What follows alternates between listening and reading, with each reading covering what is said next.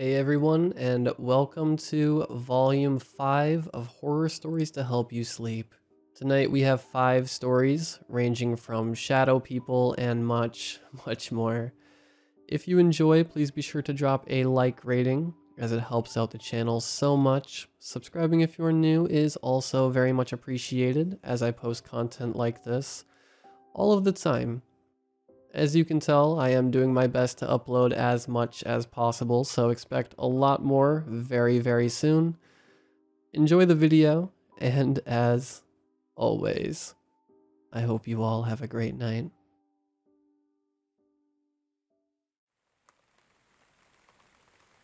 I held my breath as I slid my key into my apartment's slightly rusted door lock. I looked back to Claire and she flashed me a wild grin. Her face was full of excitement and mischief.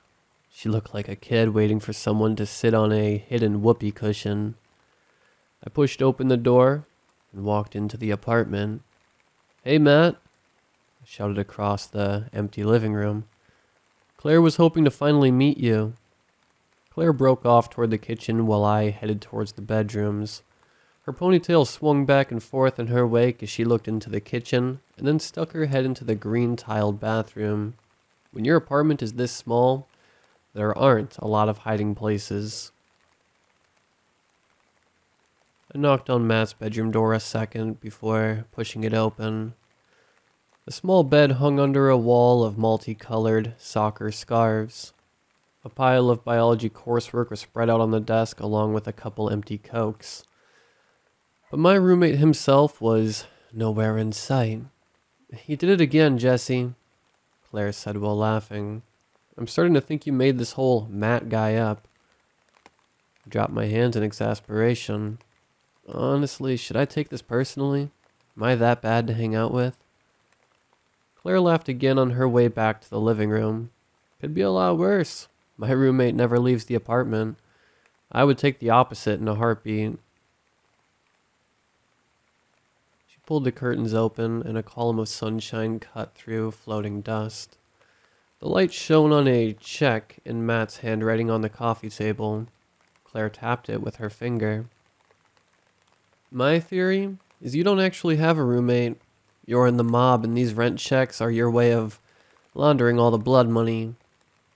I picked up the check. The amount was slightly higher than the previous month. Someone had told Matt about the rent increase. "Maybe the guy's just really shy," Claire said. "This isn't shy. I mean, where does he sleep? When does he eat? The bed was unmade, so he must sleep here." She held up an empty box of vegetarian Hot Pockets from the counter. "And I know you wouldn't touch anything vegetarian to save your life." "I eat plenty healthy when I'm at your place." I took Claire's hand in mine. I always thought through a problem better when I was around her. "I'm more concerned that you think any kind of Hot Pocket counts as healthy." She gave me a playful poke in the gut. I retaliated by pulling on her hand so she fell onto the couch next to me. "You know, there are advantages to Matt being gone tonight." Claire gave a mock sigh of indignation and then snuggled up against me. We turned off Netflix around midnight when exhaustion beat the movie for our attention. Claire was in the bathroom washing up as I went past the big living room window to make sure the front door was locked. As I approached the front door, I saw movement in the corner of my eye. A shadow in the kitchen vanished like something had moved in front of the overhead light. I could still hear Claire in the bathroom, so it wasn't her. Just a trick of the light. Just a trick of the light, I thought. I crept up to the kitchen door and peeked my head around. It was empty. Nice job scaring yourself right before bed. Flicked off the kitchen light and headed for the bedroom. Claire had cocooned herself under the blankets as I crawled in. It was too dark to see her face, but I could hear a giggle under her voice. "You're such a great boyfriend. You let me sleep in your nice warm bed and..." She was trying to talk me out of my nightly ritual. Such a kind boyfriend, full of love and caring, and... Her voice trailed off in a shriek as I yanked the covers off of her and pulled all the blankets onto me. She scurried to get under the blankets as quick as she could. "Why do you always do that?" I gave her a kiss on the lips and reached around to start massaging her back. "It's the quickest way to get you right next to me." She kissed me back, and I fell asleep to the smell of her hair. The footsteps woke me up. I thought that Claire must have been up for some reason.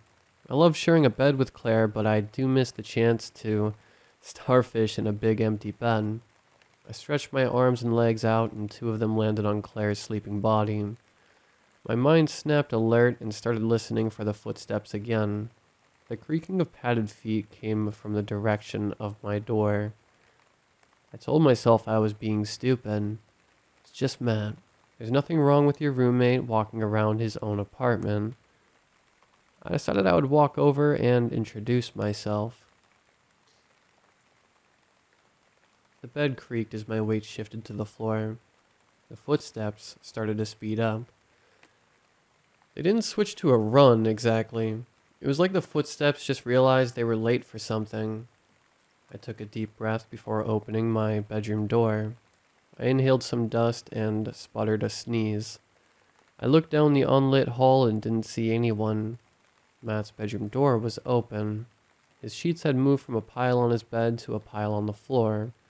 The streetlight shone through the big front window, casting a silver glow everywhere. Matt's bedroom, the kitchen, the living room were all empty. I pulled out my phone and sent a text. "Hey Matt, sorry for the late hour, but I just heard something in the apartment. We've had a couple break-ins in the neighborhood and wanted to check if it was you." The reply buzzed in less than 5 seconds later. "Sorry for waking you. Had a chance to pick up an extra shift at the 7-Eleven and only came home to eat. Made sure to lock up though. Good night." There was a dirty dish in the sink still glistening from the rinsing water. The large front window's curtain was now pulled back. Had Matt eaten a Hot Pocket while staring out the window into the dark night? It seems strange, but when you know so little about your roommate, I think everything sounds strange. I walked across the living room and confirmed that the door was locked. I turned around to go back to bed right as I heard the howl of the wind kicking up again. A storm had been building for the last few hours, and I sensed it would be big when it hit. The trees outside began to sway back and forth while their shadows danced across the back wall. I had taken 2 steps back toward the bedroom when I noticed that one of the tree shadows wasn't moving. The shadow stood firm against the living's back wall like a short tree made of cement. Its branches stretched downward toward the ground. The bottom of the branches extended out slightly and then pulled back in. It wasn't a tree at all. It was a person flexing their fingers out and then back into a fist. Someone was outside the apartment watching me. Before I could swing my head around, the shadow recognized that it had been spotted and broke into a run. His limbs bent like springs and launched like shadow across the living room wall. By the time I turned around, there was nothing but an empty street and trees blowing. I stood and watched for a few minutes before deciding that the man must be long gone. Nobody wants to find out that a man is looking into their living room in the middle of the night. I couldn't shake the feeling that this had something to do with Matt. But why would Matt stand outside and watch me putter around the living room? He had a key and could look around inside anytime he wanted. This was bad, but not bad enough to justify freaking out Claire. I crawled back under the covers and curled up next to her.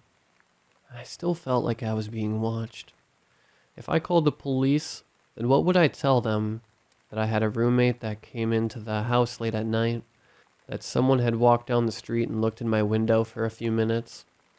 I don't think they bring in the FBI for that. Eventually, I fell asleep.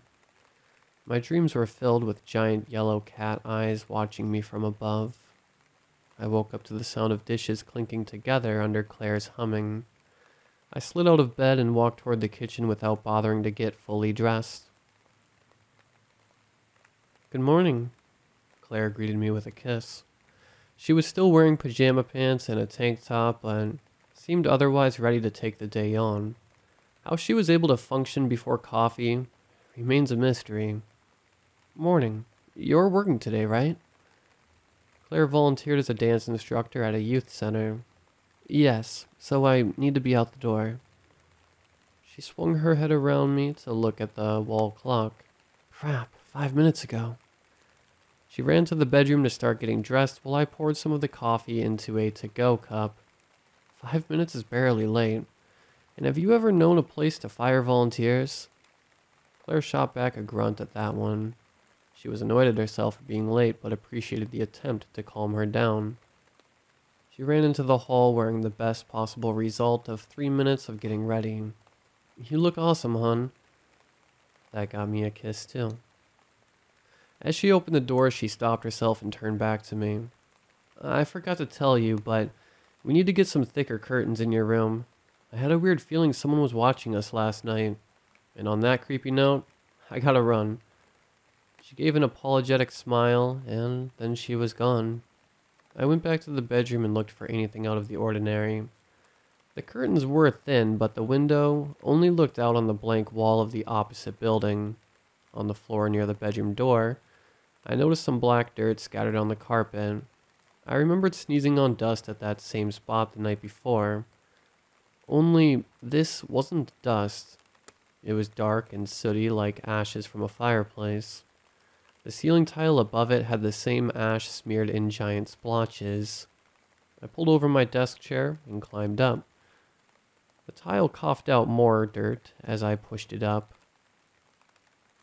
It was too dark to see anything. I slid my hand through the opening and felt something hard and smooth. I wrapped my fingers around the object and pulled it out. There was a small rattle as the object collided with something small. A dozen small items spilled out. It was like I had spilled someone's junk drawer onto the carpet.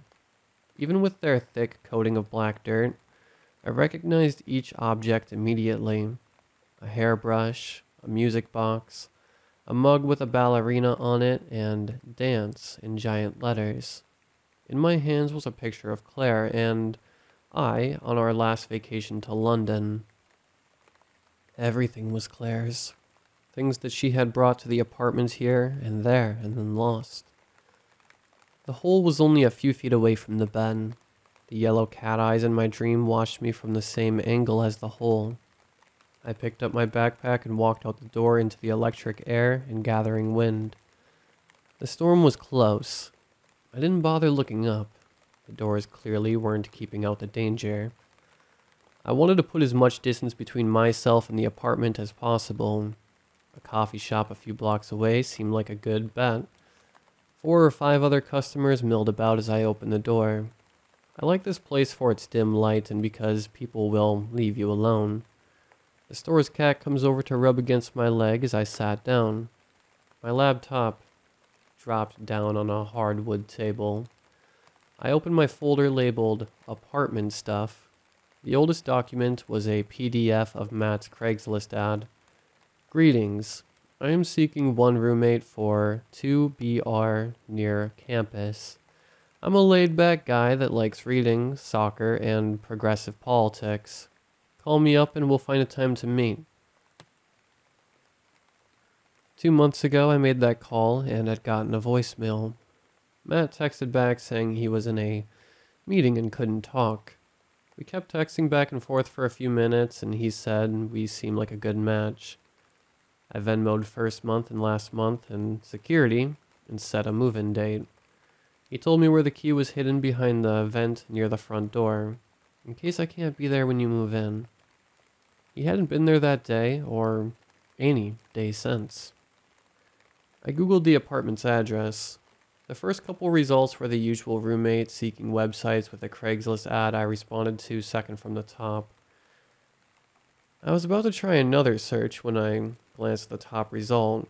It was a roommates.com post from my apartment dated that morning. Hi, seeking one female roommate for double bedroom, 1 bath, near great shops and safe neighborhood. I'm a dance major, but don't practice in the apartment. Call or email. The post was signed Claire. I scooped my laptop into my bag and ran outside. The wind was howling now and the sky dark. I pulled out my phone to call Claire when I saw her missed text. Hey, sexy. Left a book in the apartment. Going to run back and get it. If you're already out, then I remember where the emergency key is. The first lightning of the storm flashed as I hit the button to call her. I ran toward the apartment while listening to the rings. There was no answer. The rain started just as I reached my front door. I shoved my key into the lock and went into the apartment. All of the apartment's lights were on. The storm had turned day into night. The picture of Claire and I in London was now hanging on the wall with the black soot scrubbed off. I heard a switch click and the living room lights went out.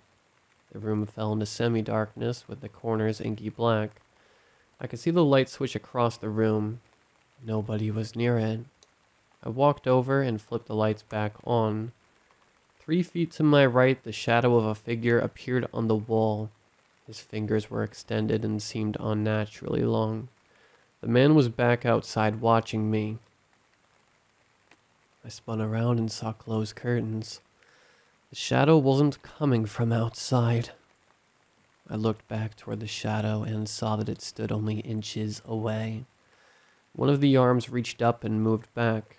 The shadow's arm seemed to peel off the wall and move into the space in front of me. The arm moved as a liquid cloud of swirling blackness. It came forward and hit me in the face. Lights flashed and I tasted a combination of blood moving down my throat while bile shot up. Jesse? Claire's voice came from the bedroom. Jesse, is that you? Then she said with a little more uncertainty, Matt? The shadow bolted toward the sound, moving along the walls with its position and size shifting with the reflected light. I scrambled to my feet and chased after it. My chase with the shadow felt like I was running down an empty hall with nothing in front of me. I kept pulling my eyes to the left and right as the shadow seemed to jump from one wall to the other. The lights were on in my room, and the shadow moved toward my door.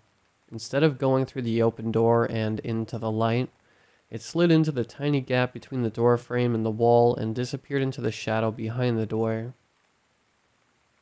Claire? I shouted. We have to get out. I glanced into Matt's room as I passed. Claire's Bolshoi ballet poster was on the wall above the bed.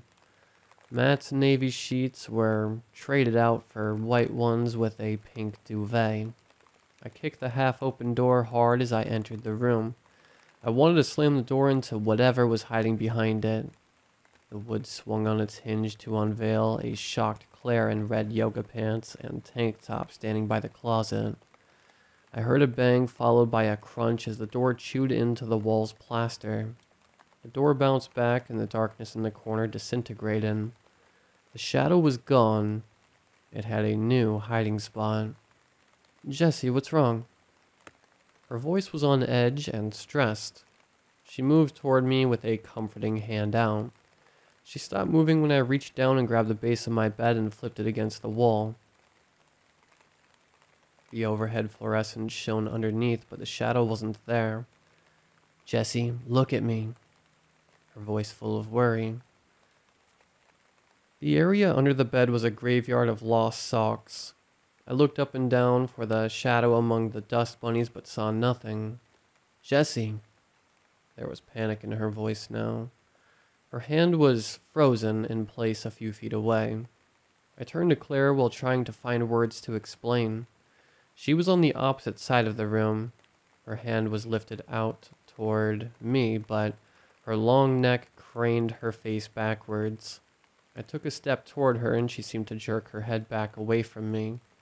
Her eyes were darting left and right in panic. It's okay. I can explain. I slowly walked toward her. Her head didn't look right. I don't know why I didn't notice it sooner. The long blonde ponytail that always hung down on her shoulders was gone. I cocked my head to the left and saw it pulled out straight behind her into the dark closet. Two large yellow cat eyes shone in the darkness. I lunged for Claire's hand at the same time the shadow yanked her ponytail. Her neck snapped backward like a dummy in a crash test. She crumpled to the floor and began sliding toward the closet. I shifted my stance lower and wrapped both hands around her ankle. Claire's body ground to a halt in our tug of war. She let out a scream of anger and began clawing her way with her hands. From the closet, I heard a soft sound like faraway jackals laughing. It was mocking us. Both of Claire's hands shot backwards toward the sound of the jackal laugh. I heard a short intake of breath and the laughter stopped. Claire's hands came back with blood on her nails. This thing could bleed. A low, angry cockroach's hiss came from the closet. I felt Claire's ankle being tugged harder away from me. Lightning flashed through the window and the whole room was illuminated. I saw the inside of the closet like a flash photograph. A single moment locked in time. The shadow crouched with both hands around Claire's hair. Its shape was human except for its long fingers which curled out like spider legs. Its jet black face showed small slashes of color where Claire's nails had torn into him. The blood oozed out of purple grayish skin with yellow veins throbbing underneath. Around the exposed skin, the black shadow flapped uselessly like torn fabric. Camouflage suit flashed through my mind. I reached one hand and found my desk chair by feel, twisting my body to propel it. I flung the chair in the direction of the shadow's head. The lightning had faded and the closet returned to blackness. My aim with the chair was mostly a guess. I heard the wood connect and splinter and the pressure on Claire's ankle lowered. I reached forward and grabbed her shoulder to help her to her feet. We ran out of the bedroom and towards the door. Claire opened the door and ran out into the rain. I followed her, but reached behind me on the way out the door. I grabbed the picture of Claire and I in London off the wall and tucked it under my arm. We didn't stop running until we got to Claire's apartment. University towns are transitory places. People move in and leave so often that it becomes background noise. I don't know how else to explain why the police never realized how many missing persons had some connection with the apartment. I found dozens of missing persons reports stretching back decades. I also found about the same number of roommate advertisements that roughly corresponded with the missing persons. I checked online every couple days, but there were no new advertisements. I don't know where the shadow went, and I don't want to find out. But I'll never go back to that apartment again. I already made it out with the most important thing.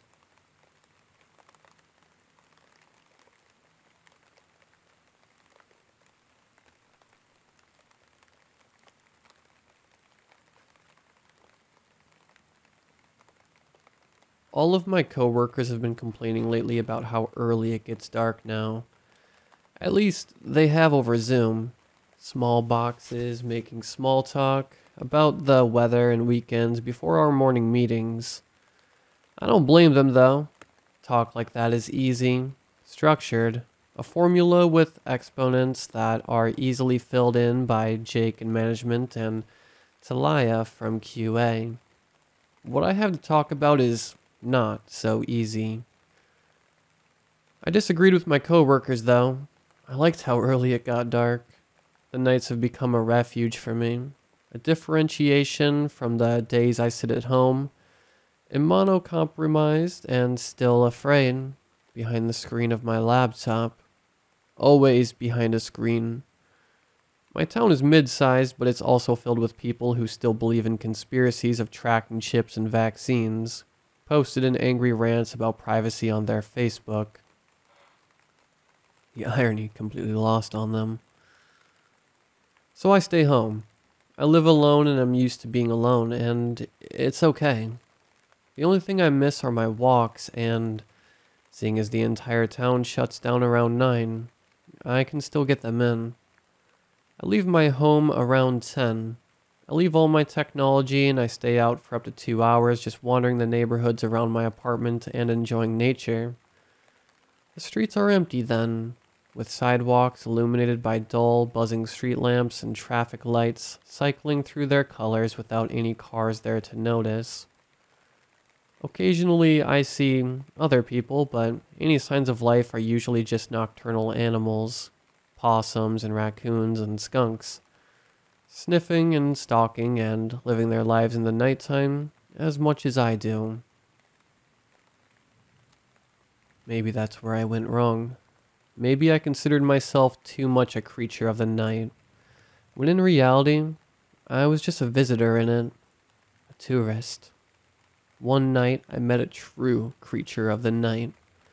When I first saw him, he stood at the outskirts of a street lamp's beam, almost a full block ahead of me. He was difficult to make out, but so was everything else on that night's walk. I had left later than usual, and the moon was just a sliver of a crescent, the sky cloudy with the empty threat of rain. I recognized the corner he stood on, even with it being about a half-hour's walk from my apartment. I almost always saw some sort of wildlife there, a wild animal investigating the lawn beside where he now stood.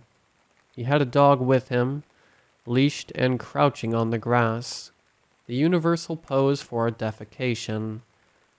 I assumed the man was older, as he leaned on a walking stick, waiting patiently for the dog to finish. I slowed my gait, hoping to avoid him. I don't know if it was based on just allowing them space or some sort of instinctual fear. It felt like the latter, like when I mistake a hanging coat in the dark for a person. It wasn't even necessary. The dog finished and the man crouched down with a grocery bag, picking up after it. Then he reached down and removed a muzzle from around the dog. It shook in appreciation.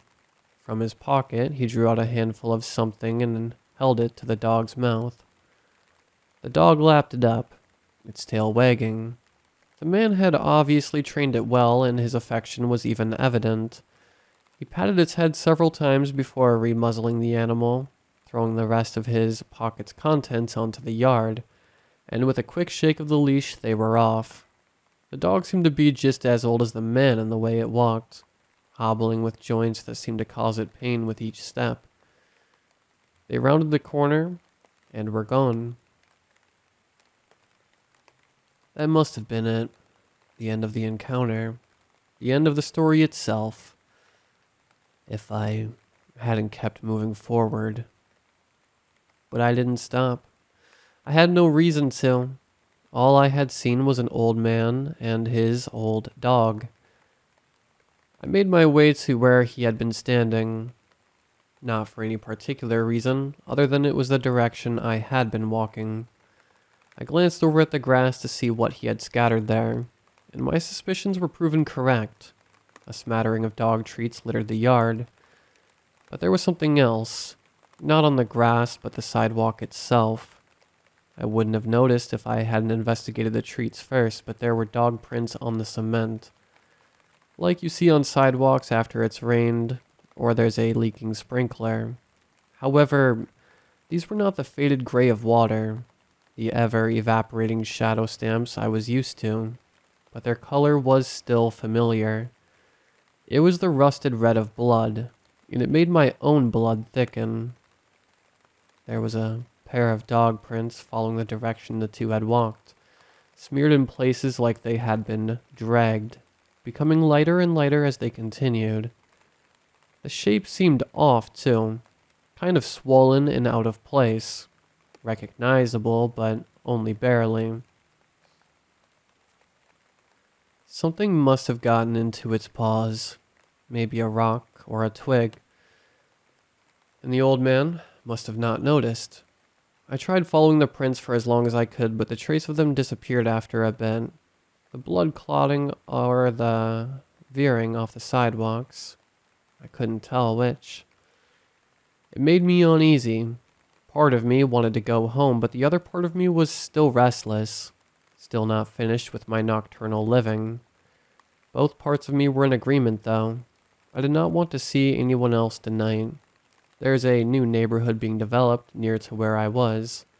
All vacant lots and construction equipment. I like to go there sometimes when I really wanted to be alone. Like now, so I pointed myself in that direction. It was exactly what I needed. It was empty. An emptiness that had yet to be broken. Shells of homes that had been lived in lined my periphery, rising out of the ground like half-finished anthills. I began to relax. My shoulders slumping after a time of not even knowing I had them tensed. There was a big home deep inside the development being built. The model flagship, and I wanted to see its progress. I made it about halfway, enjoying the sound of silence the streets had to them that only comes when there is no other human there. Until that silence was broken. I don't know what alerted me to his presence. It was like inspiration. One moment, there was nothing. And then it hit. The neighborhood had no artificial light installed yet, so I saw the shape of him more than anything else. He was standing on the front stoop of a half-built home, the wooden frame of it creating the structure of a jail cell behind him. His dog sat behind him, almost hiding like a toddler does with his mother.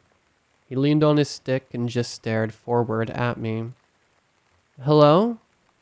I called out to him. He didn't speak back. He didn't even acknowledge that I had spoken, just kept his gaze on me, unflinching.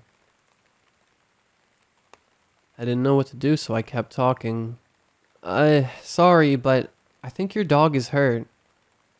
"Who, Sparky?"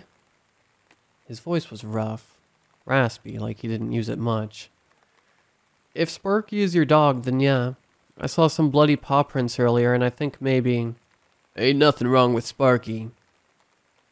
He cut me off with a declaration, an authority in his voice that mirrored his own decisiveness. "I rescued old Sparky here. He was a stray. Found him out here real late at night and take real good care of him, don't I, boy?" He scratched Sparky's head, but the dog didn't move. "You want to meet him? He don't bite or nothing. Well, not unless I tell him to." He laughed a quiet chuckle that told me his joke was not really a joke at all. "That's okay. Just wanted to let you know." There was a silent flashing in my head, a fire alarm without the siren, the same one that I've learned to trust in the past. "I've got to get going anyway." "Yeah, what's a pretty bitch like you doing out this late anyway?" That was it. This was no longer a conversation. I turned around and started walking away, as quick as I could without running. I expected him to keep talking to me, to yell to my back as I turned to him, but he didn't. What I did hear was even worse. There was a shaking sound, a jangle of a collar and leash, a clicking of his tongue. "Come on, boy," I heard him say. I glanced over my shoulder without stopping. He was no longer on the steps, but about 20 feet behind me. The man walked quicker than I had thought he was able to, Sparky trying to keep up with him as best as he could. The man was still bathed in darkness, but there was something about the way he moved that was jovial, childlike. Like he was playing tag. There were no thoughts in my mind other than to get away. The main road wasn't far away, and I knew that once I was there, I could get someone's attention. It was useless out here. I started to run. It would be impossible usually, over my own pounding heart and intake of breath, to hear anything behind me. But my senses felt heightened, and it was like I could hear everything. The steps, the jangle of the leash. It kept getting closer and closer. I was sprinting at my full speed and he was gaining on me. My face burned. My lungs were on fire. I knew I couldn't keep it up forever, but the man sounded like he could. And then suddenly, it was silent. The sound of his steps behind me were gone. The leash's rhythmic jangling ended just as quickly. I checked behind me as I kept running. Once, twice, 3 times. He was gone. I don't know where he was, but he was gone. I stopped, my chest ready to explode, searching the area around me. Nothing. I wanted to cry and scream from relief at the same time, but then he was there again, inches from me. The chase was over. He held the walking stick by the middle, and for the first time, I noticed it wasn't a cane at all. It ended with a knitted plastic, one made to string around necks. It was a dog catching pole. He held it with a practiced finesse as he smiled at me. "Atta girl," he cooed. "You're doing real good." I stepped back, but he only took a step closer to me. I searched the ground for something, anything that I could use as a weapon against him. Instead, my eyes landed at his dog's feet. Only they weren't dog feet. They were the right shape, sure, but they were gnarled and bloody, infected. They were hands, human hands. The thumbs had been chopped off and the other fingers were bent at the knuckle and sewn together there. A crude approximation of a dog's paw. Screws stuck out in front of them, like they were hammered through the back. A replacement for claws. His back legs were stumps cut off at the knee, sweatpants covering them, the legs of it tied off on the ends. He kneeled there on all fours, a muzzle over his mouth. It was unnecessary, though, because he didn't even try and make a noise.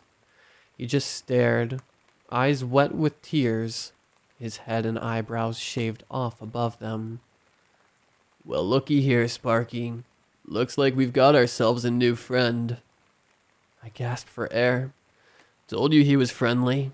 I think he likes you." There was something of an aluminum wire stuck into his lower back to mock a tail. The man took it and shook it like it was wagging. Below the muzzle, Sparky winced in pain. "Maybe we'll even get puppies out of this. Won't that be something?" Something in me broke. I pushed myself back and sprinted out from him, out from the tortured creature on the ground and out of my own mind. There was a numbing sensation, like I was just watching this all unfold on a screen, like it was on my laptop back home.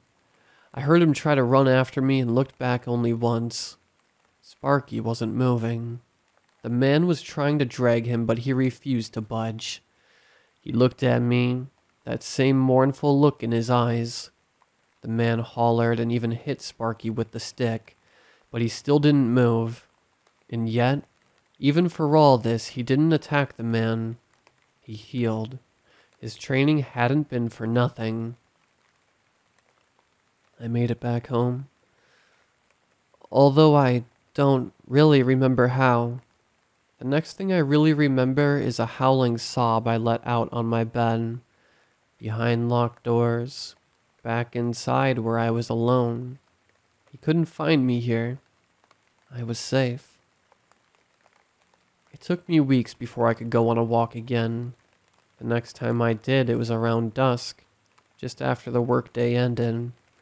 I made my way to that street corner to where it all started. I don't know what I was hoping to find.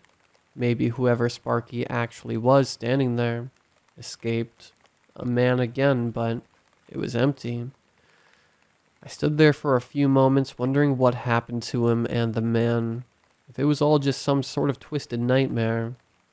Below me, a chipmunk scampered by. He picked up something from the grass and stored it in its already overstuffed cheeks. I leaned in to look, already knowing what I would see. The yard was covered in treats. I went back home before nightfall.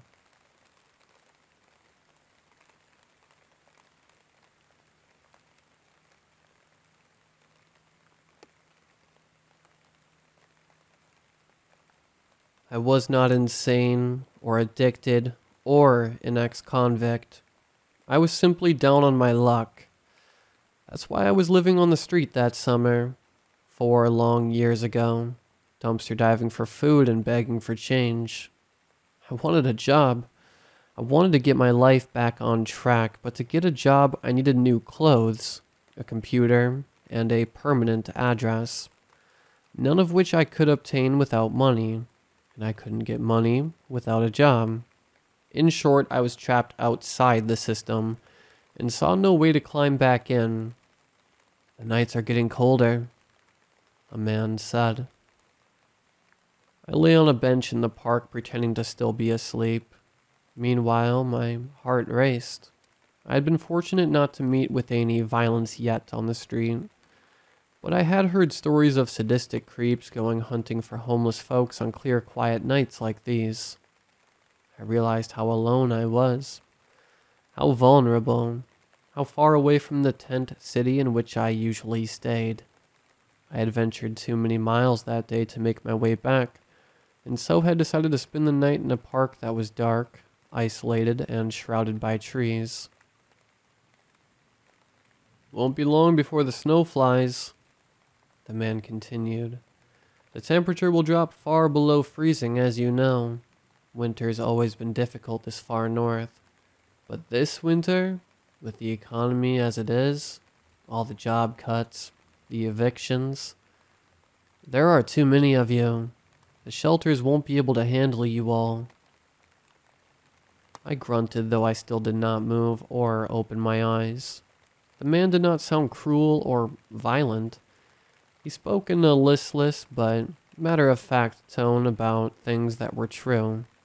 But the fear already coursing through my body encouraged me to interpret his words in the worst possible light. The homeless population was too high. Therefore, he was taking it upon himself to reduce it. My switchblade was in my jacket pocket. If the man had a weapon or any reflexes at all, he would be able to strike me down long before I fumbled to grab it.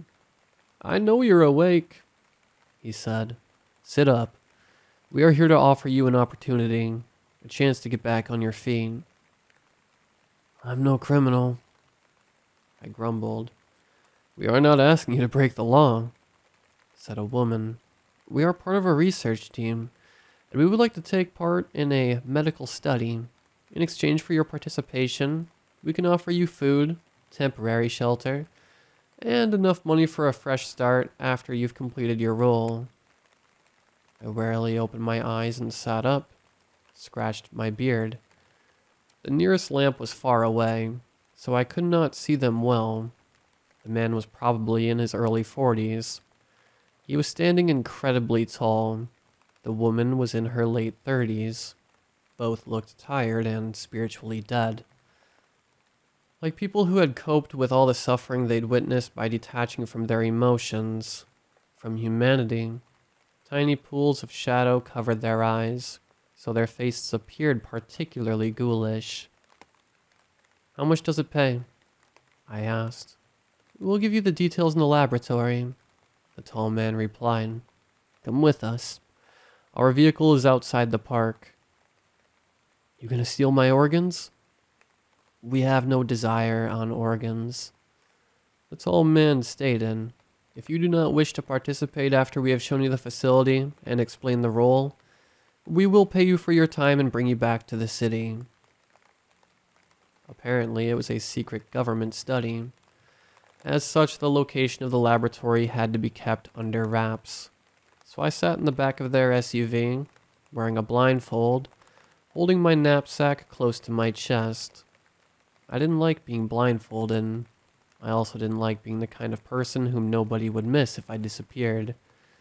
But in a strange way, the blindfold was comforting. After all, if they were going to kill me, they wouldn't care if I knew where we were headed. The dead cannot reveal secrets. The tall man drove us on a meandering path, likely trying to scramble my directional sense. But I have always been able to sense north, so his efforts were mostly in vain. After the looping, we drove about 40 minutes out of the city northwest. and then turned east down a bumpy gravel road. Eventually the vehicle parked and the pair got out.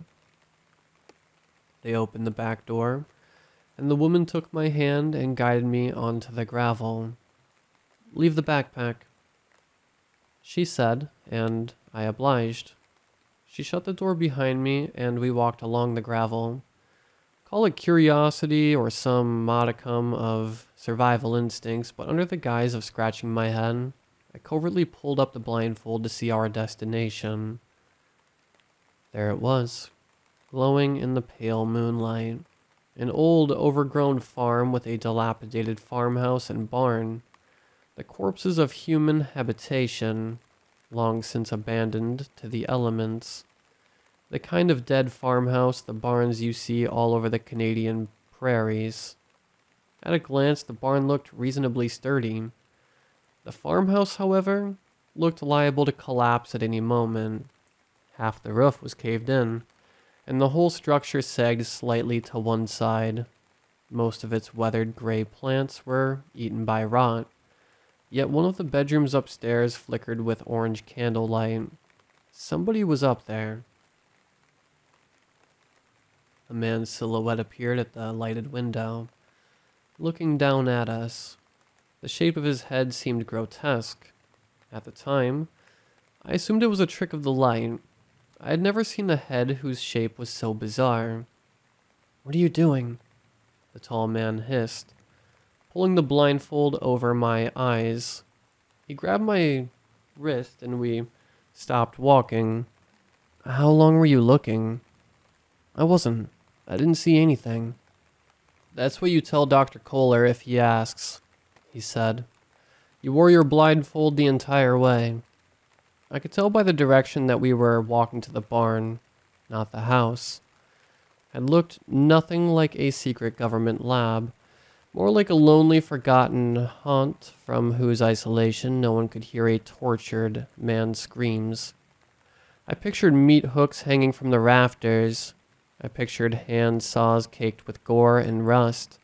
I pictured my severed limbs being scattered about the land to rot inside the limbs of my predecessors, men and women equal to me in need and idiocy. I began to realize how foolish I'd been for taking the bait and coming out of this remote slaughterhouse. I wanted to break free of the hand leading me by the wrist and run. I might not have gotten far before one of them pulled out a pistol, but being cut down by a barrage of bullets in that haunted field would be better than meekly submitting to these dead-eyed predators, shuffling without complaint into their sordid butchery. Was it cowardice that prevented me from running? Was my confidence so battered after the last few months that I dared not contradict these two well-dressed researchers? Even if it meant my life, did some prevailing part of me welcome the prospect of imminent annihilation? Or did I comply because I actually believed that inside the barn awaited my promised reward? Fast and easy money. A chance to start over, to regain my lost pride and life. In any case, I did not run. I continued shuffling blindly after my leaders. We finally stopped and the man rummaged for something that must have been a key, because soon I heard the scrape of metal on metal and the lock sliding out of the hasp. The barn door creaked open, and I felt myself standing before the open doorway, as if before the face of some grinning malevolence. The tall man clicked on a flashlight, then yanked my wrist and led me into the barn. We paused in the middle of the place, and he crouched and threw back an old canvas tarp. Through the gap at the bottom of my blindfold, I spied what the tarp had been hiding, a steel trap door. I watched as the man typed a code into the keypad. It beeped. The man swung the door open, revealing a narrow staircase leading into a bunker. Careful on the stairs, he commanded, "Hold the rail." I counted 15 steps before we reached the bottom of the staircase. We were quite far underground. Through the aforementioned slit of vision, I could see that the concrete floor was sticky with black grime and covered in animal hair. The place smelled like unwashed dogs and diesel. the latter likely from wafting from the generators rumbling up ahead. Above us, an incandescent bulb sizzled. "Can I take this thing off?" I asked. "No," the tall man said. "Wait here with Miss J. I will be back in a minute." The tall man strode along the sticky floor and slipped through a door, which he closed behind him. I was alone with the woman. If ever there was a chance to escape, this would be it. Still, I hesitated, preferring to probe the woman, fishing for some plausible line to assuage my anxieties. "What is this place?" I asked.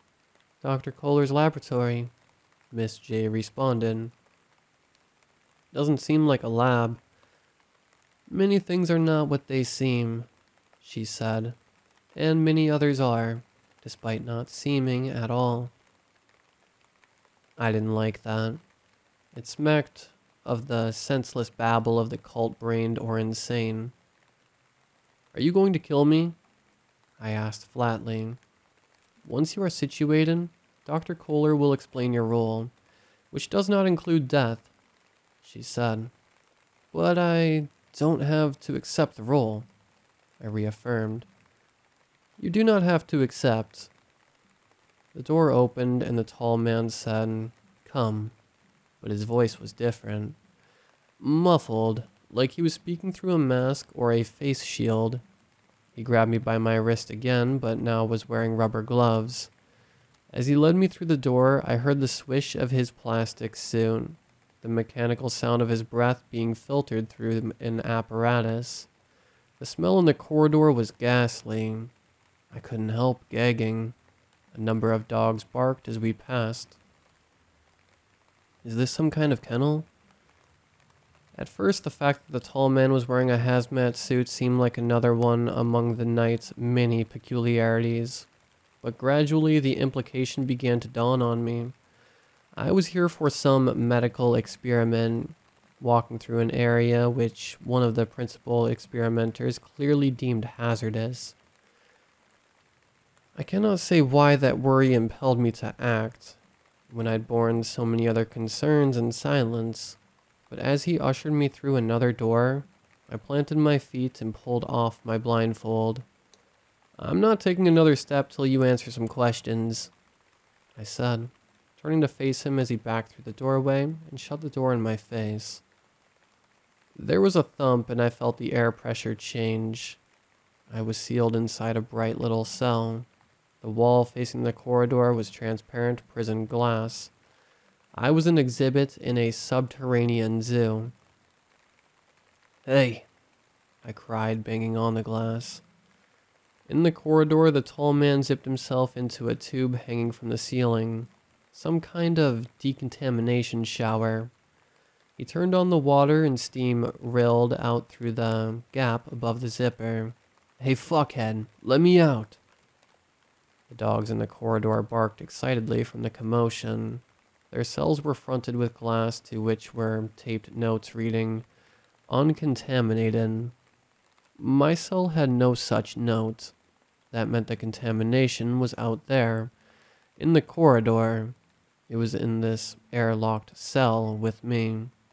I heard something squirming behind me, whimpering softly.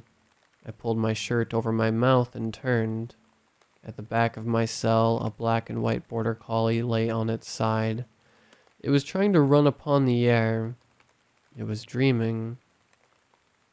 But its twitches and whimpers betrayed the harrowing unpleasantness of the dream.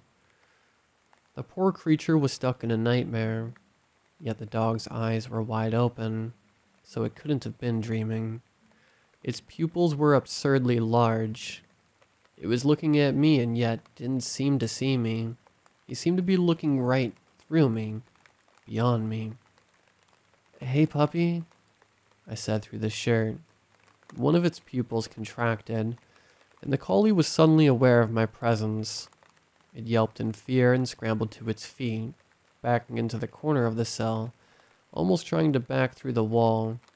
"It's okay," I soothed. The dog's focus suddenly darted to the opposite corner of the cell. As if some invisible menace had lunged from the empty space, he barked. The dog was hallucinating, staring with abject horror at various uninhabited parts of the cell. I feared the dog was suffering from some kind of hallucination, inducing illness. I feared it would soon infect me. I slammed on the glass, demanding to be released, as the tall man stepped out of his decontamination tube. He unzipped his hazmat suit and hung it up to dry. Then he walked down the corridor without giving me a second glance. There was a camera fastened to the opposite wall of the corridor, whose lens was trained on my cell. A tiny red light glowed underneath the lens. "Hey!" I cried at the camera. "This is illegal. I didn't consent to this shit. Let me out. Hey!" I cursed at the camera and beat on the glass until I wore myself out. Then I slumped with my back against the glass to gaze forlornly around the quarters. What the hell was this place? This nauseous subterranean laboratory. What were these people really doing? What kind of study required such abominable procedures, or could even be fruitfully conducted in such a ramshackle and unhygienic place? How many creatures, human or otherwise, had been unwillingly confined in this wretched cell before me? What had become of them? What would become of me? "Good evening, Ian," said a nervous voice from above me. "I am Dr. Kohler. You needn't stare up at the speaker. I'm right here, behind you." He had crept up without me noticing and now stood on the other side of the glass. Dr. Kohler was a sickly old gnome, though his pale blue eyes shimmered with a perverse kind of anxious energy. His head was huge compared to his slight frame, and his skull was grotesquely misshapen, bulbous at the top, but tapering quickly into a long, asymmetrical jaw, almost equine, that curved noticeably to the left. He was clearly the malformed imp who'd been peering down from the farmhouse window when I'd arrived. Kohler's pale and wrinkled skin was so thin it was nearly translucent, and his fine white hair was so greasy that it clung to his bulb as if wet. The old man was no taller than 5 feet, and couldn't have weighed more than 100 pounds, even donning those disintegrating sneakers, that stained and threadbare lab coat. I supposed he was in his 70s, though aged beyond his years. "I never told anyone my name," I said coldly. The corner of his lip twitched eerily. "Never in your life?" Kohler moved slowly and methodically, as the arthritic elderly do, dragging a plain metal chair from where it sat against the wall and squaring it up with the glass. "Ian Fielder?" he said, sitting down. 27 years old, Bachelor of Arts with a major in philosophy, formerly employed stocking shelves at a grocery store, washing dishes at a restaurant, shoveling gravel for a road crew, to name only a few of the many occupations in which you dabbled before summarily demised. Most recently, fired for recurrent impunctuality from your sales position at a cell phone kiosk, thereafter evicted from your north side apartment for non-payment of rent, consigned to beggary, hereafter 2.5 months on the street. "How do you know all that?" "I cannot cast as wide a net as I formerly did," Kohler admitted. "It is impractical, exhausting, and each new participant threatens to expose our operation. I am grateful to have evaded detection this long. Nevertheless, I am also astonished, given how cavalier my approach to recruitment once was. No, it was better to be patient, to be choosy, to take time hunting for prospects, learning about them, and determining their suitability before making contact. So few have the right sensitivities. The qualities necessary for my research to progress. You were saying you stalked me and decided I had the necessary qualities?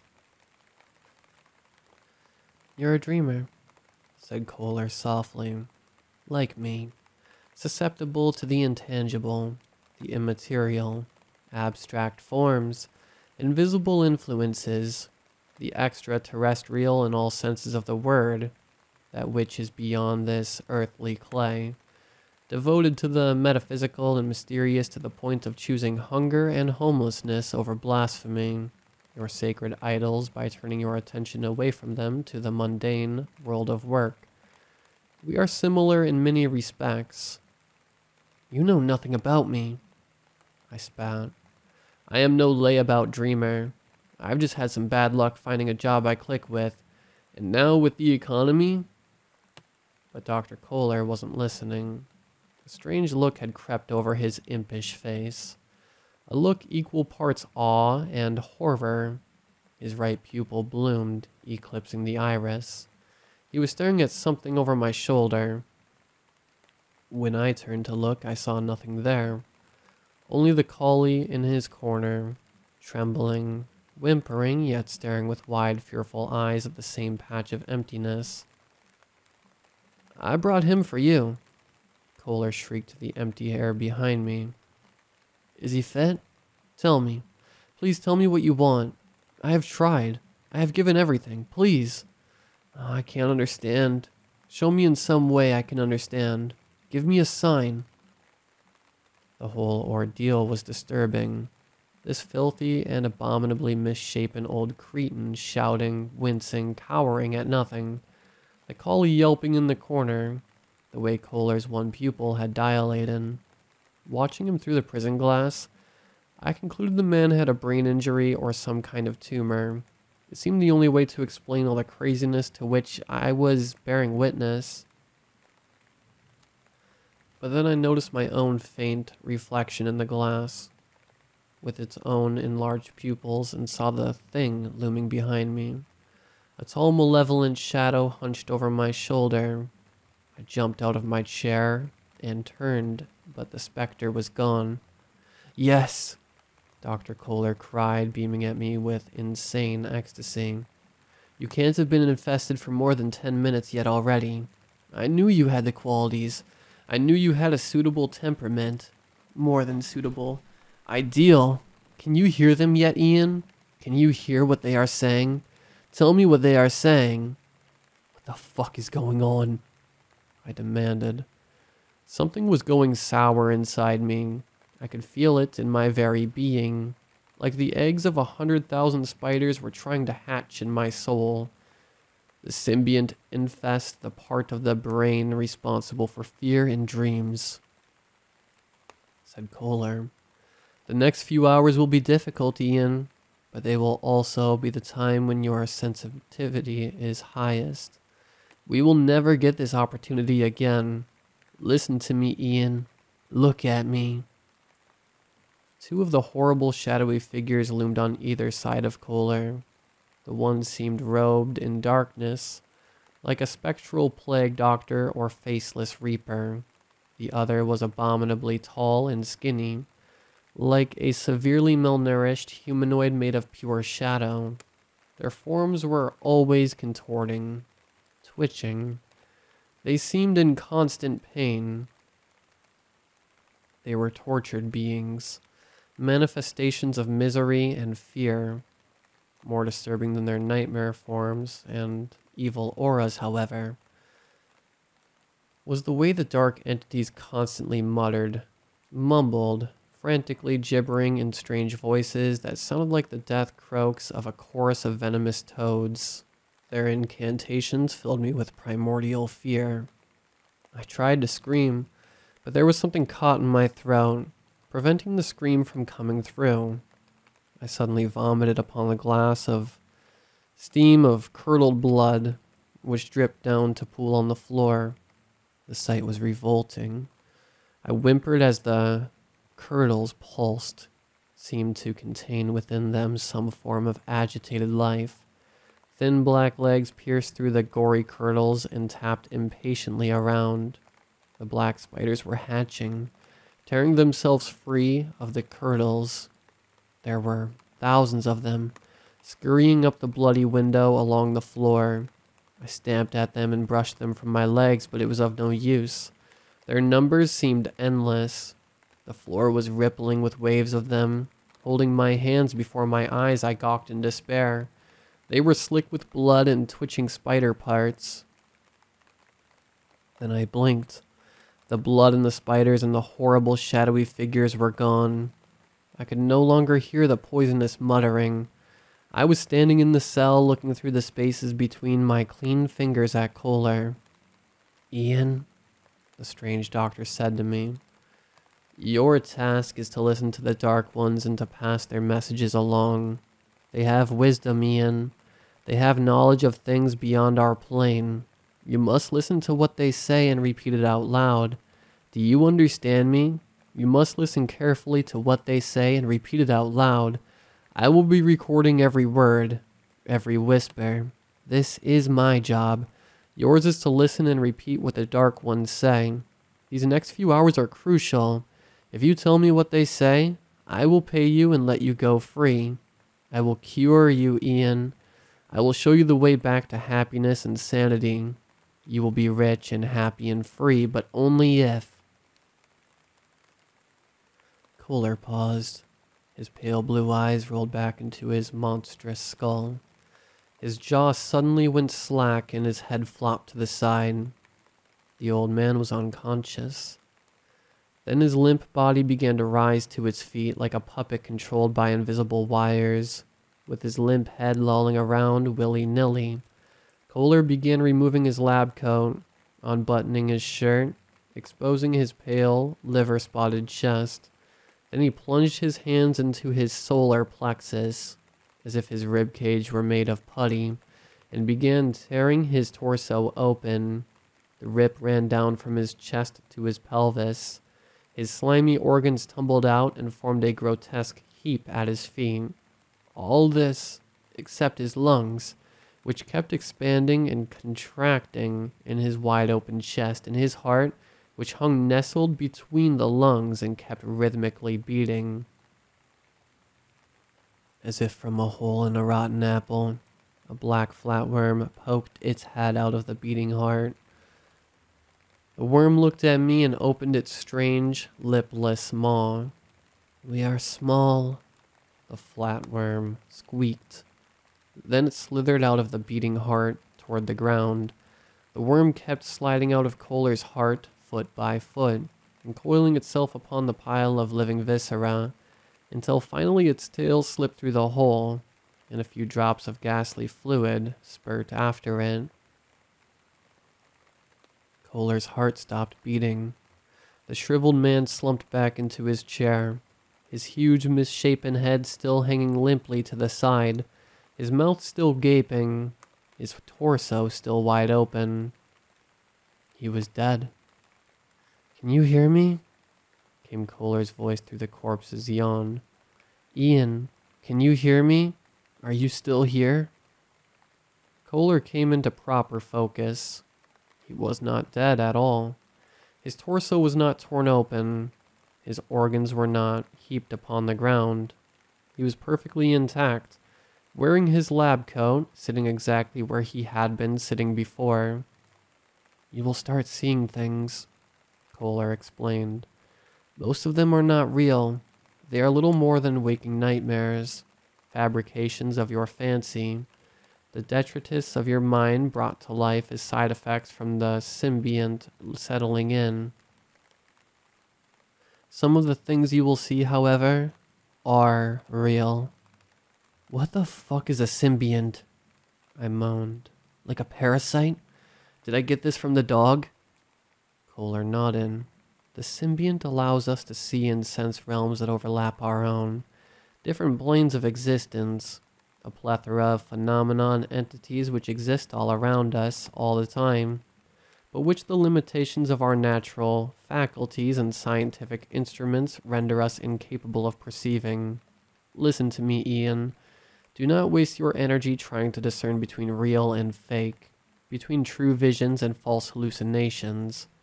Focus only on the dark ones, on their words. You must make out what they are saying and communicate their message to me. Do you understand? I'm afraid. Consider everything else a delusion, Polar continued. Only the words of the dark ones. I've never been so afraid. It was a warm spring day when I first learned to ride my bike without training wheels. My grandfather took me to the top of a gentle green hill near our house. He brought a bag of Skittles with him to spur my courage. I must have been 5 years old. I stood straddling my bike, my feet planted firmly on the ground, looking down the easy hill, but refusing to push off. Don't be a wuss, Grandpa said with a wink. He had a jolly, carefree face, twinkling eyes. Falling on grass doesn't even hurt. It's nothing to be afraid of. I'm not afraid, I said. No? All I could hear was the occasional chirp of a bird, or some dog barking in the distance. But I began to notice a low, inhuman mumbling, growing gradually louder.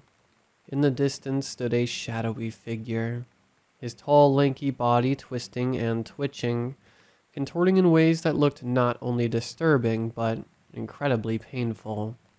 The feverish mumbling seemed to be coming from him. Do you hear that? Grandpa asked. I looked up at him. He was aging rapidly, withering a year per second. His eyes were clouding over. He looked fretful and confused, as he had during his final days. He lay down on the grass and gazed up at me with blank, unseeing eyes. Who's there? He barked. I looked down at him where he lay on a hospital bed. The heart monitor beeped. Beeped. This view was familiar. This scene. I was trapped in a memory. The painful memory of my grandfather's last moments, which culminated in his disturbing last words. It was something I had tried to forget these past few years, apparently in vain. It's me, Gramps, I said. He tugged against the restraints. Why the hell can't I move? What's going on? You're in the hospital, Grandpa, I said. You kept taking out your IVs, so they had to use straps. What's that noise? He barked. He looked blindly around. One of the dark entities loomed at his head of the bed, twitching, muttering. What noise? I asked. I don't like it. What noise, Grandpa? I asked. What do you hear? I looked up and noticed his heart rate steadily increasing on the monitor. I strode over to the door and poked my head into the hallway. Can I get a nurse in here? Hello? I need a nurse. I strode back to his bedside and grabbed his cold hand. You need to calm down, Grandpa, I said, trying to soothe him. Everything is okay. An alarm was sounding from the monitor now. His heart was beating too rapidly. He was peering around with intense agitation. More of the dark entities were suddenly materializing, filling up the room, muttering in unison, twitching, contorting. The air trembled with their guttural croaks, yet I seemed not to notice them. I was focused on my grandfather. They're going to take me away, he wheezed. You just need to relax. The entities stood shoulder to shoulder in the room, overlapping everyone, everything, all of them facing my grandfather, muttering excitedly, croaking, almost bouncing and vibrating. The sight made me sick with fear, though. Consistent with my memory, I didn't act as if I noticed them. That's why they're here, Grandpa babbled. They're going to take me away. It'll be okay, I sobbed. He looked into my eyes. It was as if he had suddenly regained his sight. His pupils were huge. His countenance bespoke absolute terror. Then he spoke his final words. "I've never been so afraid."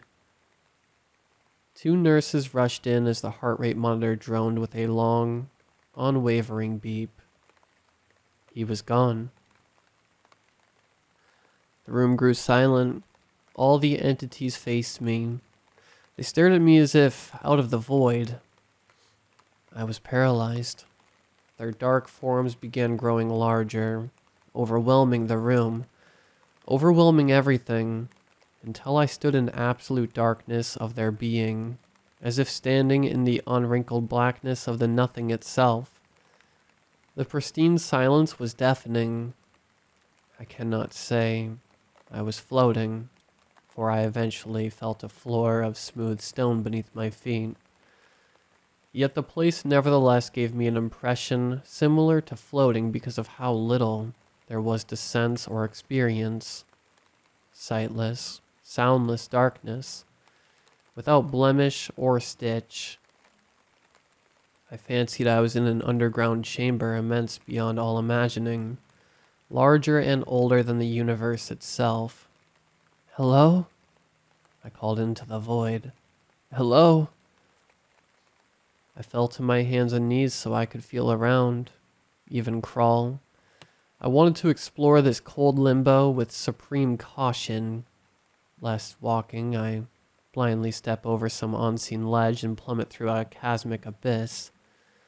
But as I crawled along the smooth stone floor, I did not meet any ledges, nor did I find a single imperfection in the floor. Gradually, I quickened my pace, having no real sense of direction. I could have been crawling in a perfectly straight line, or in tight circles, or nowhere at all, as if on some silent treadmill. It would have made little difference, however. There was nowhere to go, nothing to find or bump into. There was only more of the same cool floor stretching infinitely in every direction. It is difficult to do justice to the strange sensation given the brevity of this account, but it truly seemed to me then, and still does to me now, that I was trapped in that chamber of darkness for centuries. Sometimes I lay down and rest, though never managing to fall asleep. Other times I stood up and sprinted through the abysmal shadows as if hoping to meet the end I had previously took tremendous care to avoid. But there was nothing new to encounter. Only more of the same smooth floor and unblemished darkness. Without anything to mark my progress by, my own thoughts and feelings became my only means of measuring one moment against another. This state against the next. As my thoughts grew hazier, more amorphous and jumbled, I completely lost track of time. I also began to lose track of my identity.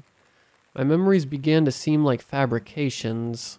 My fears and fantasies seemed only slightly more real. My inner world was a roil of confusion and instability. My psyche a sea of shifting black waters. The only enduring coordinate in my possession was a growing sense of emptiness, a profound and persistent kind of existential dread. Eventually, I was conscious only of the fact that I was an accidental blip in that immense and empty realm. The one and only flaw in the perfect stillness and silence of which it was composed. I was not supposed to be there. I was not supposed to be there either. My presence was irrelevant, if it was even a presence at all. I was less than a specter, less than the smoke of a fire that burned in a dead man's dream. I had never existed and never would. I was nothing, had always been nothing, and always would be nothing. When a man suffers from some particular ailment for a long time, he may begin imagining other ailments preferable. A man suffering a week-long headache, for instance, may wish he could trade his headache for a flu or a broken bone. Similarly, I found myself wishing I could exchange that feeling of emptiness, of total insubstantiality, for anything else, even fear. At least fear was vital. It seared like a cut. It was real. It was something rather than nothing, impelling one towards survival, spurring one to fight the fear or to fly it. Fear thereby implied that life was worth preserving, worth fighting for, worth flying to. Better that than this eternal stasis of negation, this ghastly consciousness of being essentially not.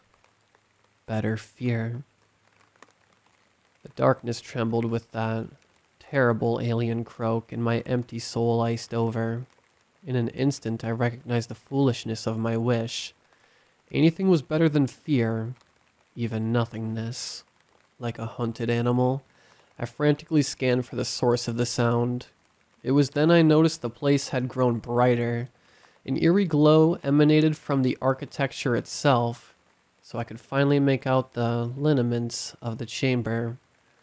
It was a colossal room, not infinite, as I had mistakenly believed, but impossibly large, built for creatures of unfathomable size, beings whose heads would brush against the clouds were they to stalk upon our earth in their true forms.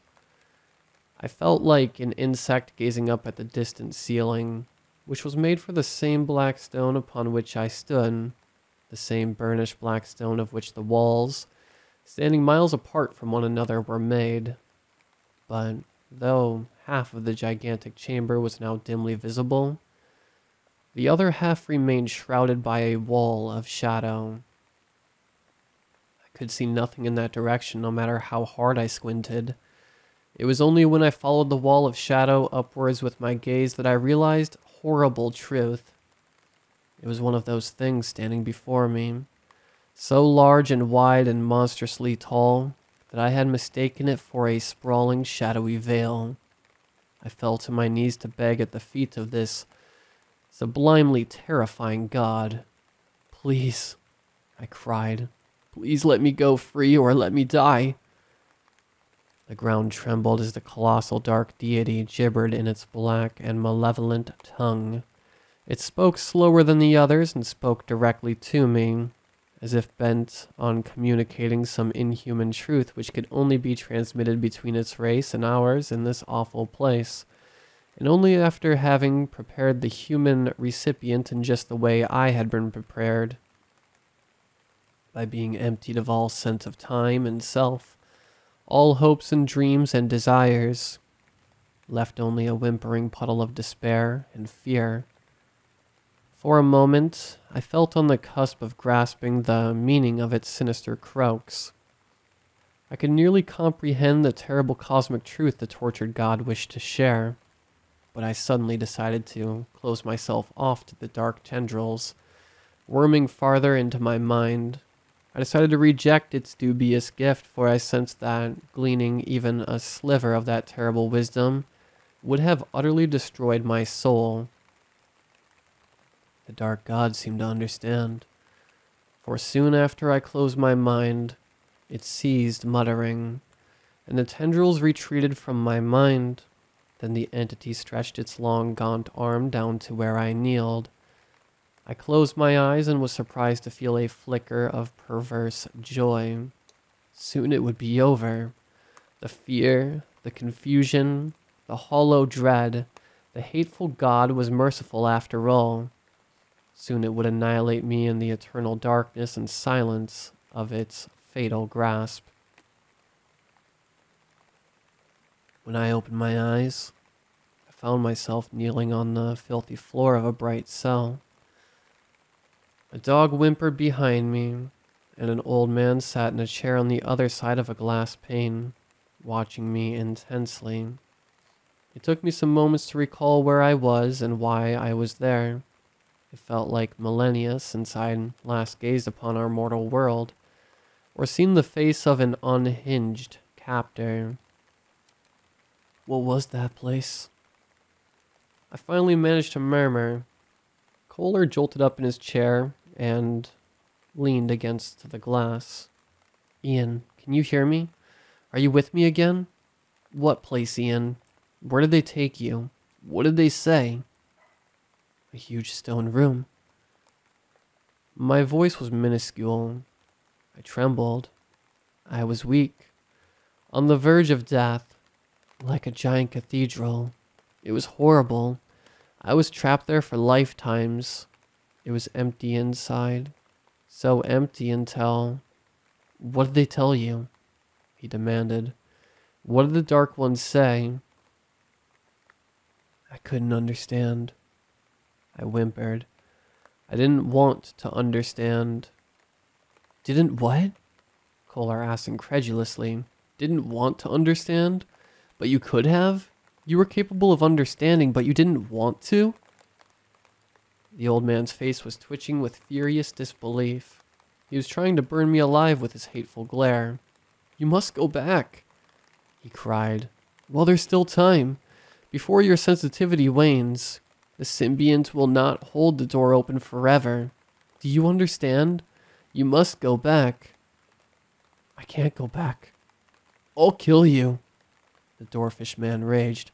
I'll kill you. Now close your eyes or... Damn. He smacked the glass in frustration. Damn you. Damn. You'll never leave this farm, Ian. I'll murder you myself and bury you in the dirt. You must go back. You must communicate with them and... But I would have preferred death to returning. So I walked to the back of the cell and slumped in the corner, facing the opposite wall. The next hours were toilsome. I had come back from my journey through that benighted otherworld, mortally exhausted, yet it would require no small amount of energy, of willpower to keep from sliding back into the abyss. I would catch flashes of the entities in the corner of my vision and force myself to look away. I would hear their dreaded mumbles beside my ears and hum forcefully to myself till the mumbles ceased. I experienced a number of other vestigial effects, vivid and nightmarish hallucinations, sudden bursts of fear or dread. And when I recalled certain difficult times in my life, I was disturbed to find my memories altered, infested with the dark entities, as my memory of my grandfather's last moments had been, but unlike before. I was now able to detach from these phenomena, to prevent myself from being seduced by them and dragged back into the hellish psychomachia. I focused on my presence in the here and now, combating the parasite's insidious invitations into madness in the dark realm by repeating to myself the following mantra. It's a bug.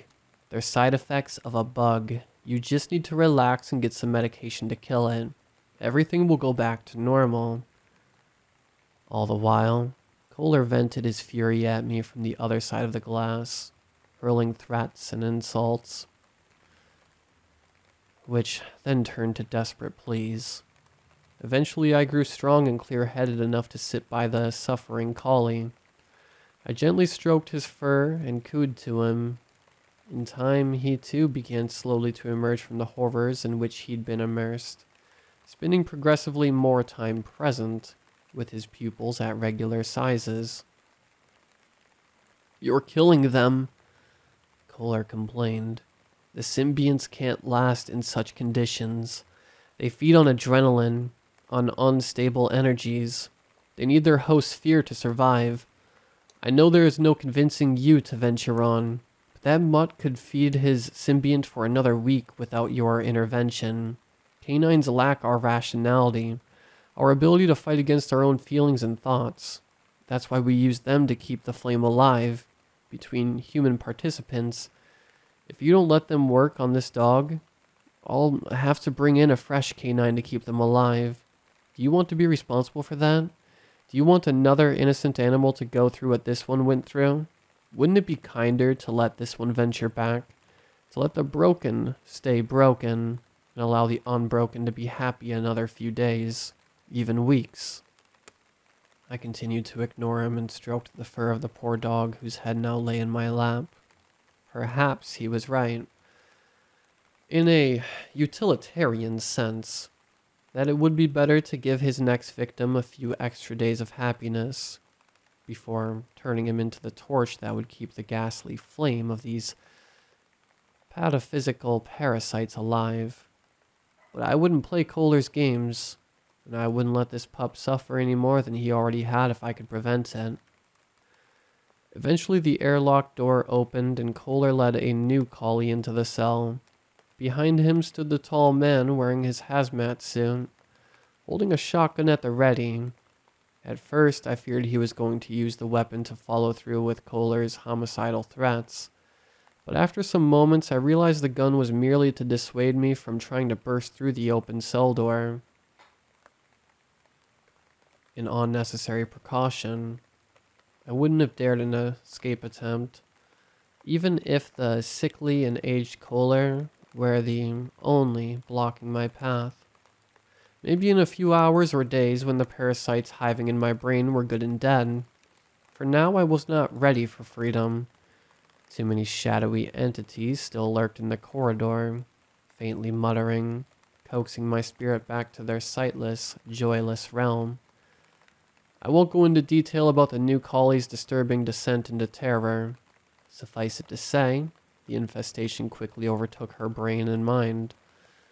I did all I could by continuing to soothe and pet my own pooch, thereby preventing him from being carried by those currents of craziness back into the ocean of shadows in which he would otherwise drown.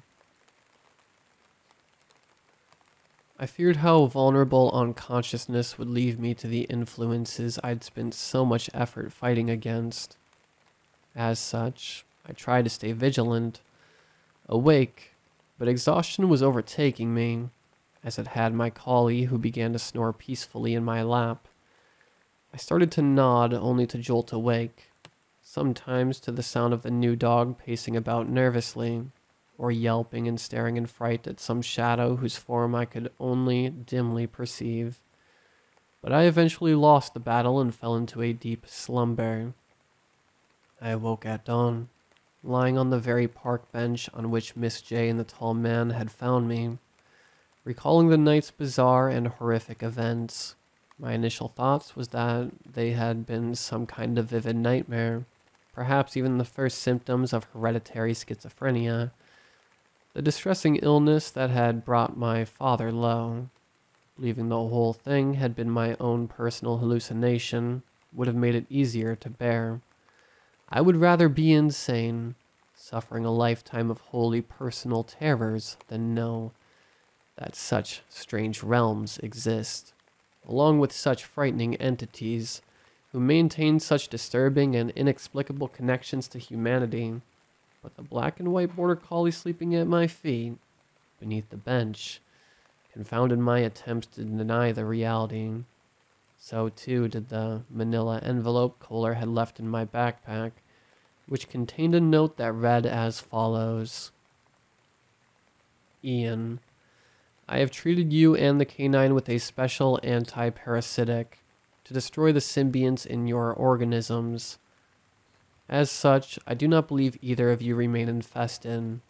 Nevertheless, you might do well to practice distancing procedures for a few days, unless you wish to be the source of the symbiont spread among the public at large.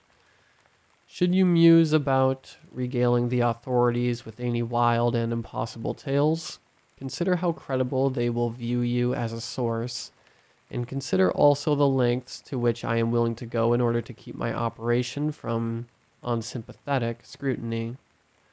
Know that we will continue to monitor you just as closely as ever before.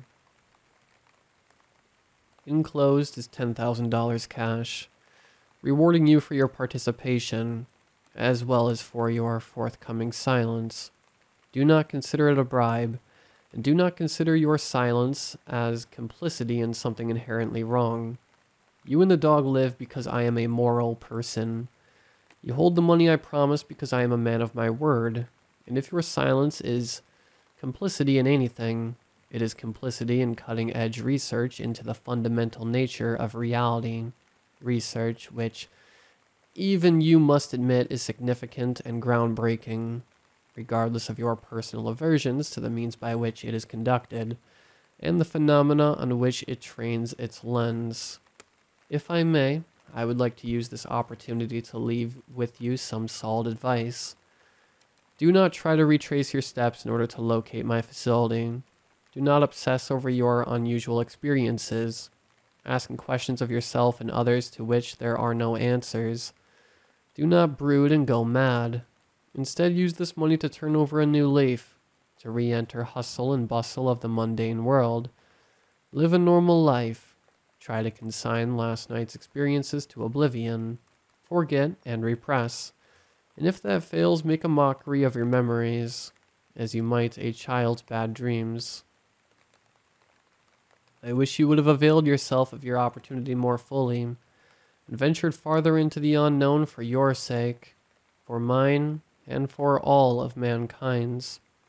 Since you did not, I can only wish that you and the canine find good fortune in the days, months, and years to come. Dr. K. The stack of money was hefty. It certainly looked like 10 grand in cash, split between 20s, 50s, and hundreds. It was far more than I had expected to receive when the pair first approached me with their opportunity. More importantly, it was enough to start to turn my life around. So I did. I followed Kohler's suggestions to the best of my abilities. I rented a cheap apartment that allowed dogs. I showered, shaved, and got a haircut. I brought new clothes. And after a few months of pounding the pavement, I managed to secure an entry-level government position, from which I have since been promoted twice. All the while, I kept my experiences to myself. Perhaps my readers will consider my long silence cowardly or immoral. After all, it has been 4 years since that fateful night, and I have no doubt that in the interim, additional hard-up people were seduced by Kohler's goons and forced to endure the same captivity and psychic torture I underwent. Perhaps my readers will claim I could have prevented their suffering by speaking out. Perhaps such critics are correct. I can only say that not everyone is a hero. Sometimes a man must focus on himself, despite his awareness of the terrible things transpiring around him. I am only telling the story now and for the first time because last week I saw Kohler's face in the obituary, though the notice referred to him by a different name. He was described as a former professor of neuroscience, with a hobbyist interest in the occult practices and beliefs of ancient civilizations. He died of a massive heart attack and is survived by a son and a daughter. Even though Kohler is gone, I am certain the flame of the symbionts will not die with him. Moreover, I am certain the dark entities will continue inhabiting the dark realms overlapping our own. After all, I still catch glimpses of them in my waking life.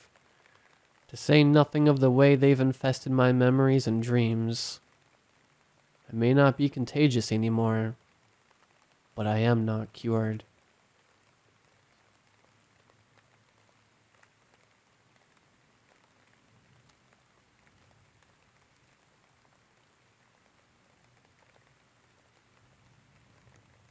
I was walking home from school when it happened. It was late September and the leaves were starting to change and the days were getting shorter. I took the winding path along the escarpment, which overlooks the city, because the view is staggering at that time of year. The wooded area of the trail is about the size of a football field, and is mostly used by joggers and people out walking their dogs.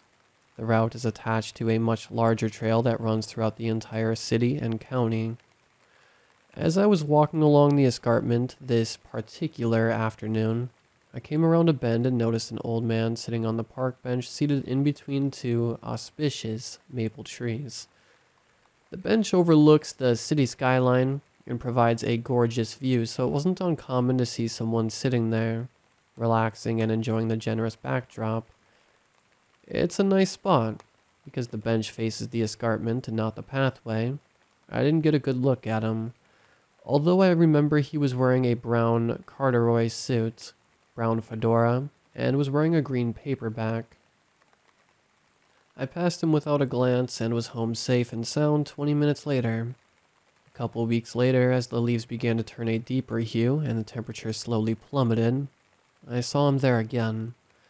He was wearing the same simple suit and matching fedora as he had previously worn. Also, he was reading that same beat-to-death paperback. I still didn't get a good look at his face, seeing how his back was to me, but I thought nothing of it. I kept walking and was home in a jiffy. None of this seemed out of the ordinary. At that time, I was very much preoccupied with Ashley McGregor and wondering whether or not she liked me the same way I liked her. It wasn't until the following spring, after the snow had melted and the green was returning to the grass and the leaves had revisited their respective trees, that I spotted the old man again, although I still couldn't catch a glimpse of his face. I noticed he was wearing that same brown suit and fedora, reading that same green paperback as he had previously. This is when I started procuring an interest in him. As the weeks piled on and as the weather steadily improved and the geese continued their long, steadfast flight home, I could see him sitting on that bench more frequently. Same spot, same time of day. I began to speculate. He must be a widow, I figured, longing for the days of his youth, or maybe he was a criminal lamenting his dark and dodgy past. My imagination was boundless. If only I could get a better look at him. So why don't I? That question popped into my head during my final day of high school. It's a public park and he doesn't own it, so why not? If I walk past him on the bench and head over to the edge of the blue, as I've done countless times, I could get a better look at him. Maybe I'll snap some nice pics while I'm at it. With a panorama shot, you can capture a stunning view of the city, starting with the forest-laden West End, past the urban sprawls and trendy cafes of the downtown core, then across the industrial East End with the smokestacks and heavy smog massaging Lake Ontario. On a clear day, you can even see the CN Tower peering from across the Great Lake. So I did it. I remember feeling anxious, like my heart was trying to escape from my chest. Also, my palms were sweaty and my legs were packed with pins and needles. Why was I so nervous? Maybe I was afraid of confronting the severity of old age, seeing his tired, wrinkled hands and long, furrowed face, his brittle bones and sagging skin, wafting away underneath his simple suit. Maybe I was just spooked. With my backpack slung over my right shoulder and my phone occupying my left hand, I trudged along the trail leading to the bench overlooking the city. The wind was ferocious. I relished in the shelter this small neck of woods provided. I came around the bend and for a moment I thought the bench was empty. My heart sank. Just my luck, I thought. Then as I came closer, the old man suddenly appeared. He was sitting in the bench, straight as an arrow, eyes buried in his book. He wore that same brown suit and hat. Without propitiousness, I traversed along the crunchy grass and twigs and fallen branches until I was parallel to the bench. I'd never been this close to him before. I caught a whiff of Old Spice and was reminded of my grandfather who'd passed away when I was young. My grandfather who wore a fedora hat, I recalled. I hadn't thought of him in many years. He was my father's father, and since I lived with my mother, the subject of Granddad rarely came up. I stole another glance at the old man. He never once looked up. He simply sat on the bench staring serenely into his green paperback, well postured and still as the morning pond, oblivious to my presence. I was shaking like a leaf, but I forced myself to continue. Finally, as my nerves were coming unglued, and I was on the brink of a full-fledged anxiety attack, I made it to the edge of the escarpment, a mere jaunt from the bench where the old man was sitting. I sighed, with my camera pointed over the cliff. I captured a stunning image of a red-tailed hawk circling high above the tops of trees.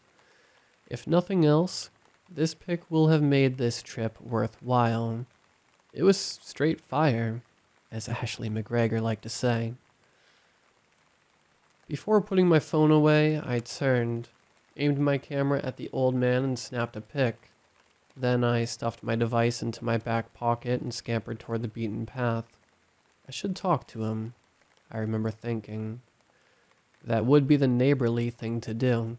Except now that I could see him better, I no longer wanted to talk to him. In fact, I wanted to be nowhere near the man.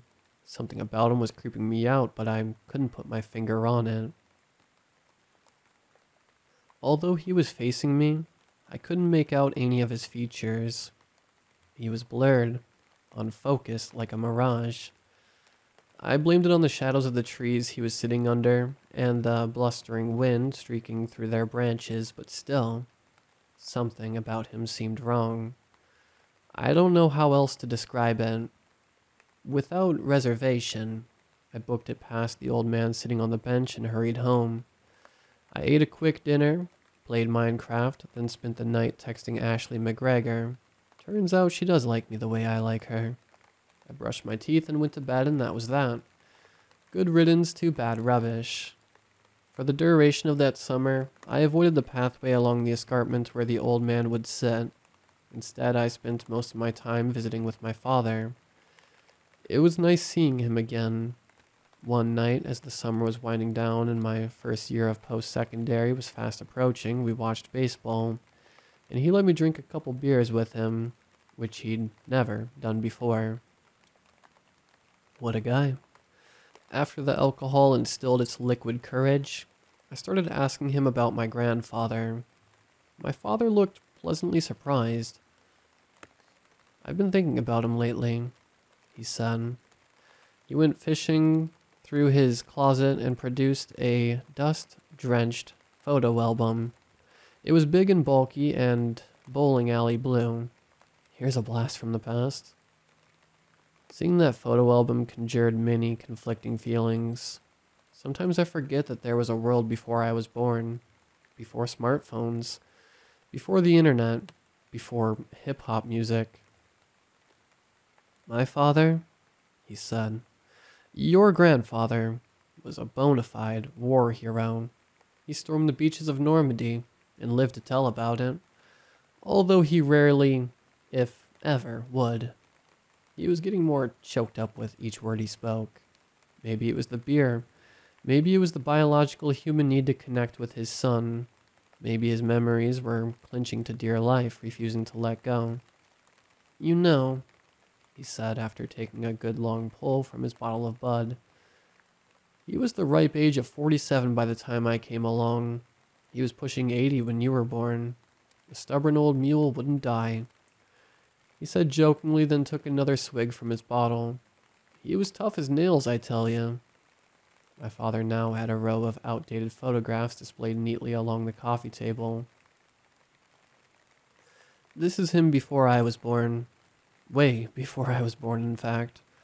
This would have been just after the war. He must have been around 24. Jesus. Look at all those medals." The black and white photograph was in near mint condition. It showed my grandfather clean-shaven, tall and proud, clad in his army uniform, decorated with a surplusage of medals, posing in front of a single-seat fighter bomber. "But I've still got those medals. Want to see them?" "Yeah." A striking smile sprouted on my father's face, which brought me joy. It was obvious how much he reveled in our time together. He was getting older and seemingly less happy with each passing day, and any time I can cheer him up is good. He left, fetched us both another beer, then came back with a cardboard box filled with miscellaneous artifacts. "I really should do something about this junk," he said, more to himself.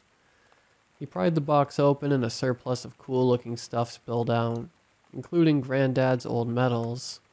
I marveled at their aesthetics and sheer weightiness. "This here is my parents' wedding picture. he said. They truly loved each other. I'm sure they made everyone around them feel special. He removed the picture from the album and handed it to me. I was stunned. I'd forgotten how beautiful my grandmother was. She was so young and animated, full of hopes and dreams on her wedding day. Her beauty was exemplary, her dress elegant and plush. I'd never known my grandmother. Sadly, she passed away while giving birth to my father.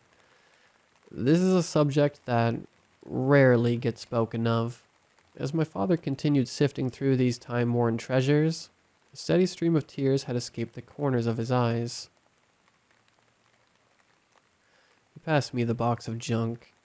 I began flipping through photographs and random relics until I saw something that stopped me dead in my tracks. My blood turned cold. I shuddered.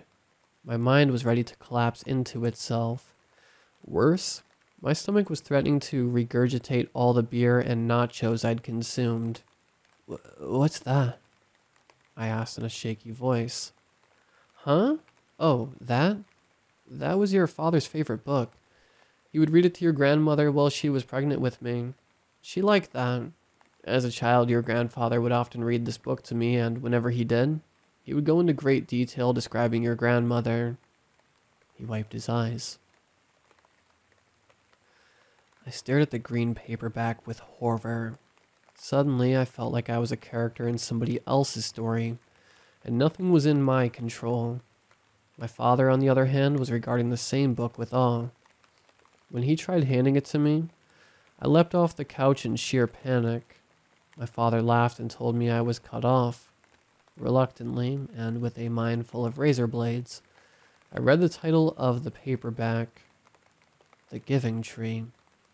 But that's a children's book. Yes, it is. Your grandmother liked the idea of having your grandfather read this to her unborn baby. She was a smart lady. Why did he read it to her, though? Couldn't she have just read it herself? The beer was loosening my lips, it seemed. I hated myself for asking these questions. That's how it was with them. Besides, my father was a wonderful speaker. He did a lot of theater work, you know. Well, he stopped when I was born, and my mother... He paused to wipe his cheek. But enough talk about my parents. He said, let's get back to watching baseball, shall we? It was getting late, and I told him I was ready to head home. I started gathering my belongings. It was painfully clear how sad my father was to see me go. This was the reason why I didn't like going there. It always ended in sorrow. It's not his fault, I reminded myself as I was putting on my sneakers.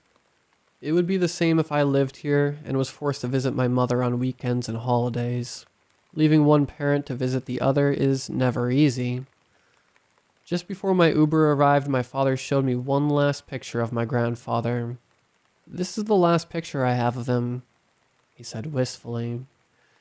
He handed it to me. I regarded the picture with gut-wrenching misery. Yet there was truth inside this photograph. No matter how much it hurt. In it, my grandfather was wearing a brown corduroy suit and corresponding fedora. It was sitting on a modest kitchen table with a bowl of plastic fruit as its centerpiece, looking directly into the camera. He seemed fatigued. His face was hard and chiseled from the ravages of time, but his eyes were purulent and very much alert. A small green paperback lay next to his flowery coffee cup. I didn't need to zoom in to know which book he was reading, but I did anyway. The Giving Tree. I almost fainted. This was the same old man that I'd seen sitting at the park bench. This came as quite a shock, as you can imagine. Then I remembered the picture I snapped of him at the escarpment the last time I'd seen him. I'd forgotten about it. Timorously, I reached for my phone, being sure not to raise suspicion from my father, and scrolled through my pics until I found what I was looking for. The picture was clear as day. In it, the old man's brilliant blue eyes seemed to jump out at me. The small green paperback clenched in his hands was clearly visible. The Giving Tree. I compared the two photographs. There was no doubt that these were both the same men. But how? Before I left, my father surprised me with a question. He wanted to know if I'd like to take my grandfather's medals home with me, pass them down to the next generation and all. I accepted, but only if I could also take the small green paperback as well. He seemed unfazed by this. Probably it was the beer. We embraced, then we said our goodbyes. When I left, I carried with me a new sense of purpose. I felt I'd grown up considerably that summer, and was ready to face the world and its many challenges. Moreover, I'd rejuvenated my bond with my father, something I'd wanted to do for many years. Now it was time to do the same with my grandfather. That is how I saw my first ghost at 17. I'll be sure to visit the bench edging the escarpment this afternoon, as I've done many times since starting post-secondary. I can honestly say that I've enjoyed each visit with my grandfather, who continues to sit alone on the park bench overlooking the city. Maybe today he can read to me. Yeah, that would be nice. I would like that.